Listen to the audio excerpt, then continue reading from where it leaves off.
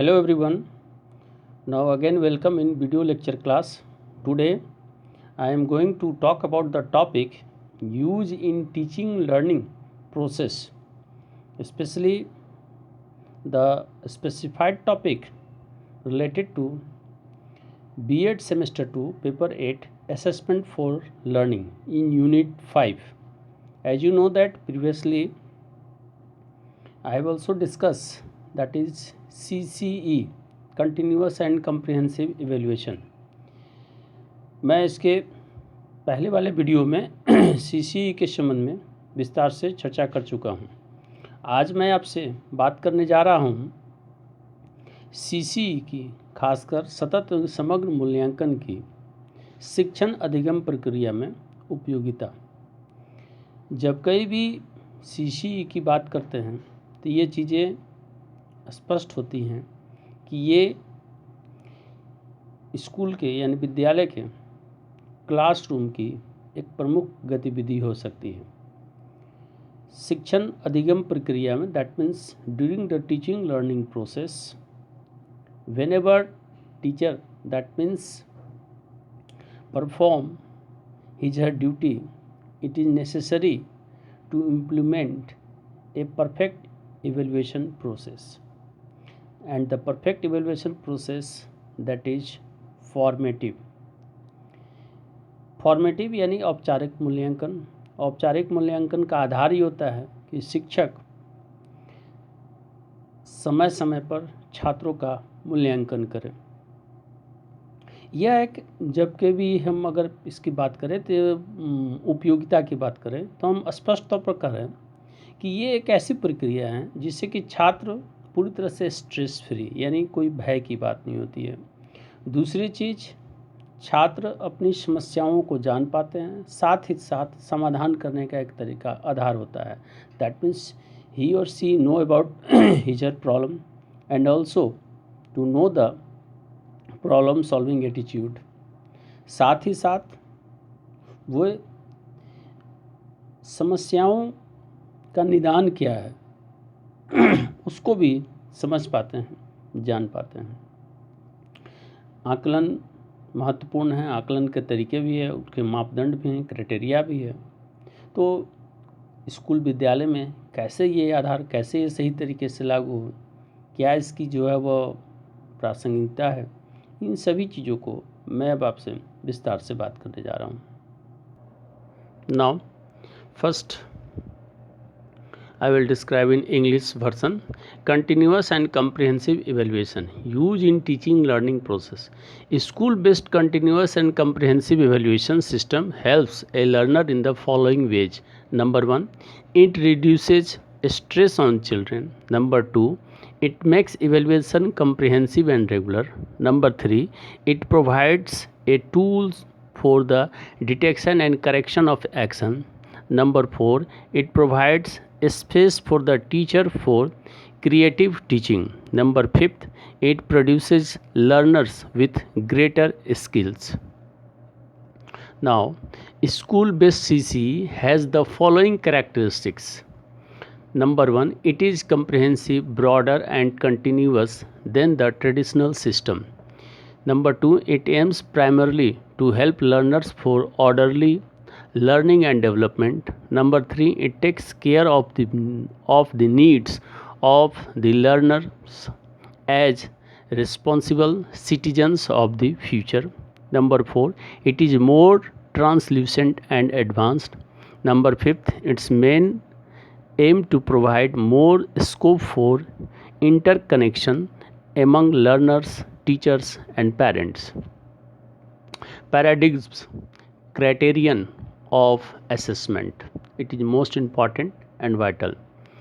Number 1, assessment of learning. The assessment of learning is defined as process whereby someone tries to describe and measures the quantity of the knowledge, attitudes or skills organized by another. In this type of learning, teacher's direction is most important and the student has major involvement in the design or execution of the assessment process. In these situations, In this assessment, teacher designs learning and collect proofs.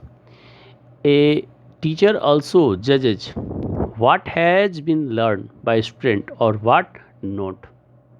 Number 2, evaluation for learning. The assessment for learning involves an increased level of student freedom but not without teacher instructions and cooperation. The assessment for learning is sometimes seen as having a relation to formative assessment. More emphasis laid towards giving useful advice to the student and less emphasis on the giving marks and grading function.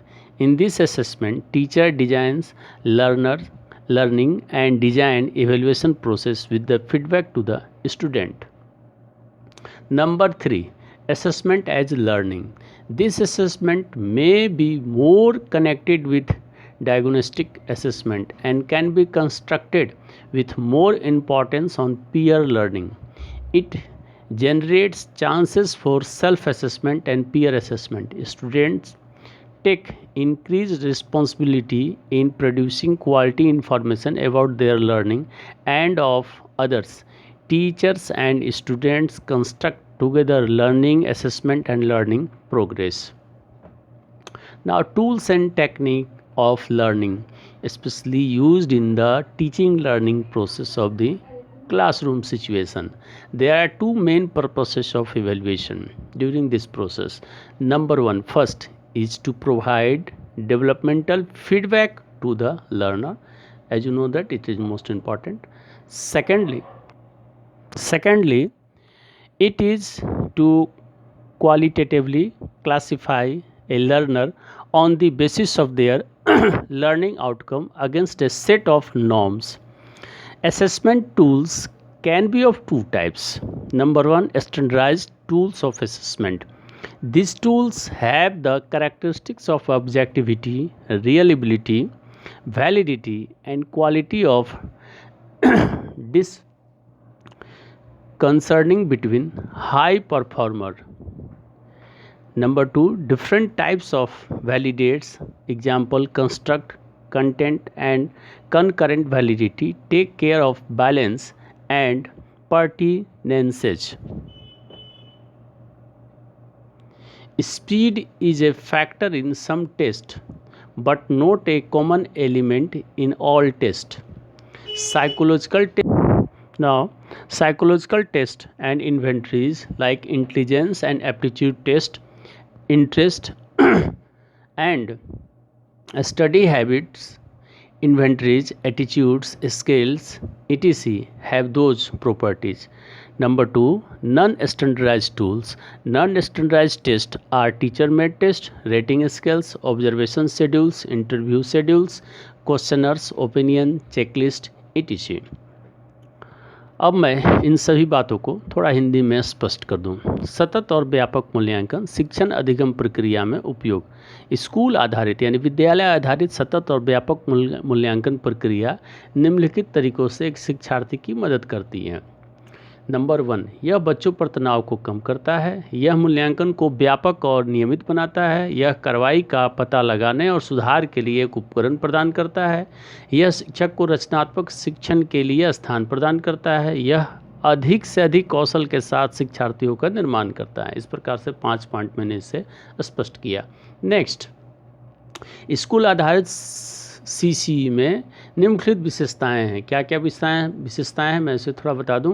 Number 1, यह पारंपरिक प्रणाली की तुलना में व्यापक और निरंतर है। इसका उद्देश्य मुख्य रूप से शिक्षार्थियों को क्रमबद्ध रूप से सीखने और विकास में मदद करना है। यह भविष्य के नंबर 3 पॉइंट, यह भविष्य के जिम्मेदार नागरिकों के रूप में शिक्षार्थी की ज़रूरतों का ख्याल रखता है यानी ध्यान रखता है। नंबर 4, यह अधिक पारदर्शी, उन्नत और प्रदान करता है। नंबर 5, शिक्षार्थियों, शिक्षकों और अभिभावकों के बीच परस्पर जुड़ाव के लिए अधिक संभावना है। मानदंड या आकलन का मानदंड क्या क्या है? इसके 3 हैं। नंबर 1, सीखने का आकलन। सीखने का मूल्यांकन एक ऐसी प्रक्रिया के रूप में परिभाषित किया जाता है जिसके तहत कोई व्यक्ति किसी दूसरे द्वारा आयोजित ज्ञान, दृष्टिकोण या कौशल की मात्रा का वर्णन करने और उसे मापने की कोशिश करता है। इस प्रकार के सीखने में शिक्षकों के निर्देश सबसे महत्वपूर्ण होते हैं और इन स्थितियों में मूल्यांकन प्रक्रिया के निष्पादन में छात्र की भागीदारी होती है। इस मूल्यांकन में शिक्षक सीखने के सबूतों को इकट्ठा करता है। एक शिक्षक यह भी बताता है कि छात्रों द्वारा क्या सीखा गया या क्या नहीं सीखा गया। नंबर 2, सीखने के लिए मूल्यांकन। सीखने के लिए मूल्यांकन में छात्र स्वतंत्रता का बढ़ा हुआ स्तर शामिल है, लेकिन शिक्षक के निर्देशों और सहयोग के बिना नहीं संभव है। अतः सीखने के लिए मूल्यांकन को कभी कभी औपचारिक मूल्यांकन के संबंध के रूप में देखा जाता है। छात्र को उपयोगी सलाह देने और अंक देने और ग्रेड पर कम जोर देने के लिए जोर दिया जाता है। इस मूल्यांकन में शिक्षक सीखने की अभिकल्पना और मूल्यांकन प्रक्रिया को छात्र के फीडबैक के साथ तैयार करते हैं, यानी प्रतिपुष्टि के साथ तैयार करता है। नंबर 3, अधिगम के रूप में मूल्यांकन। यह मूल्यांकन नैदानिक मूल्यांकन से अधिक जुड़ा हो सकता है और इसका सहकर्मी सीखने पर अधिक महत्व के साथ निर्माण किया जा सकता है। यह स्व मूल्यांकन और सहकर्मी मूल्यांकन के लिए संभावनाएं उत्पन्न करता है। छात्रों को उनके सीखने और दूसरों के बारे में गुणवत्ता की जानकारी के उत्पादन में मदद करते हैं। शिक्षक और छात्र एक साथ शिक्षण, मूल्यांकन और सीखने की प्रगति का निर्माण करते हैं। अब मैं ये तो 3 हो गया स्पष्ट। अब मैं थोड़ा स्पष्ट कर दूं, उपकरण और सीखने के तकनीक। मूल्यांकन के 2 मुख्य उद्देश्य हैं। इसके आधार पर उपकरण और सीखने की तकनीक की बात करते हैं। पहला, सीखने वाले को विकासात्मक प्रक्रिया प्रदान करना। दूसरा, यह एक शिक्षार्थी को उनके मानदंडों के एक तरीका के खिलाफ उनके सीखने के परिणाम के आधार पर गुणात्मक रूप से वर्गीकृत करने के लिए है। मूल्यांकन के लिए कई उपकरणों का उपयोग किया जा सकता है। 2 ऑब्जेक्टिव मैंने पहले बता दिया, उसके आधार पर यह बता रहा हूँ कि मूल्यांकन के लिए कई उपकरणों का उपयोग किया जा सकता है। इसी तरह विभिन्न मूल्यांकन तकनीकों में से एक से अधिक मूल्यांकन उपकरण का प्रयोग या उपयोग किया जा सकता है। मूल्यांकन उपकरण 2 प्रकार के हो सकते हैं। नंबर 1, मूल्यांकन के मानकीकृत उपकरण। इन उपकरणों में उच्च प्रदर्शनकर्ता के बीच निष्पक्षता, विश्वसनीयता, वैधता और समझदारी की गुणवत्ता है। नंबर 2, निर्माण सामग्री और समवर्ती वैधता, संतुलन और प्रासंगिकता का ख्याल रखते हैं या ध्यान रखते हैं। गति कुछ परीक्षणों में एक कारक है, लेकिन सभी परीक्षणों में एक सामान्य तत्व नहीं है। नंबर 4, मनोवैज्ञानिक परीक्षणों और आविष्कारों जैसे बुद्धिमत्ता और योग्यता परीक्षण रुचि और अध्ययन की आयतों का आविष्कार, दृष्टिकोण आदि उन गुणों को रखते हैं। ये मूल्यांकन के मानकीकृत उपकरण के आधार पर थे। और लास्ट में गैर मानकीकृत उपकरण कैसे क्लासरूम के लिए आधार उपयोगी है। गैर मानकीकृत परीक्षण शिक्षक द्वारा किए गए परीक्षण, रेटिंग स्केल, अवलोकन कार्यक्रम, साक्षात्कार कार्यक्रम, प्रश्नावली, रायपत्र, जांचकर्ता आदि शामिल हैं। इस प्रकार से मैंने मुख्य रूप से कुछ बातों जो कि शिक्षण अधिगम प्रक्रिया के लिए क्लासरूम उपयोगी हैं, कैसे उन चीज़ों की चर्चा की। अब इससे संबंधित कुछ टूल्स यानी कुछ उपकरण जो कि स्टैंडर्ड और नॉन यानी मानकीकृत और गैर मानकीकृत के अंतर्गत आते हैं, उसकी चर्चा अगले क्लास में करूँगा। Now as you know that on the basis of above discussion it indicates that the features, utility and tools, it is most important, and especially criteria along with the types of tools, it is play a significant role in the process of teaching learning. जैसा कि अभी मैंने इसके पहले discussion किया, चर्चा किया, इससे ये चीज़ें स्पष्ट होती हैं कि शिक्षण अधिगम प्रक्रिया में जो कैरेक्टरिस्टिक्स यानी जो विशेषताएं थी, साथ ही साथ जो उपयोगिता के बारे में मैंने बात की, और जो कुछ उपकरण और जो उसके मानक थे, मानदंड थे, या जो तरीके बताए गए परीक्षण के, ये सभी जो है वह महत्वपूर्ण है शिक्षण अधिगम प्रक्रिया के लिए। और साथ ही साथ छात्रों के लिए यह अत्यधिक मात्रा में उपयोगी हैं। क्यों? क्योंकि इससे जो स्पष्ट है, जो उपयोग बताया गया उससे चीज़ें स्पष्ट होती हैं कि सबसे बड़ी बात होती है जो समस्याएं छात्रों में आती हैं कि वो भय रहित यानी ऐसे मैंने शिक्षा प्राप्त करना चाहते हैं जिसमें स्ट्रेस ना हो, दबाव ना हो और सुगम हो, सहज हो, तो उसमें सीसी सहायता प्रदान करती हैं, इसमें कोई शक नहीं है। तो आप इस चीज़ों को देखें, समझिए अच्छी तरह से, इसको ध्यान से सुनिए, इसका नोट्स तैयार कीजिए और उसके बाद इस वीडियो से संबंधित कोई भी बातें हों तो उसको कमेंट्स बॉक्स में मेंशन करें। इसे यूट्यूब में अपलोड किया जा रहा है, आप इसे अगर सब्सक्राइब नहीं किए हैं तो इसे सब्सक्राइब करें ताकि नेक्स्ट क्लास के जो वीडियो हों वो आपको जल्द से जल्द जैसे ही अपलोड हो तुरंत मिले। तो आप मिलते हैं अगले क्लास में एक और नए वीडियो के साथ। धन्यवाद।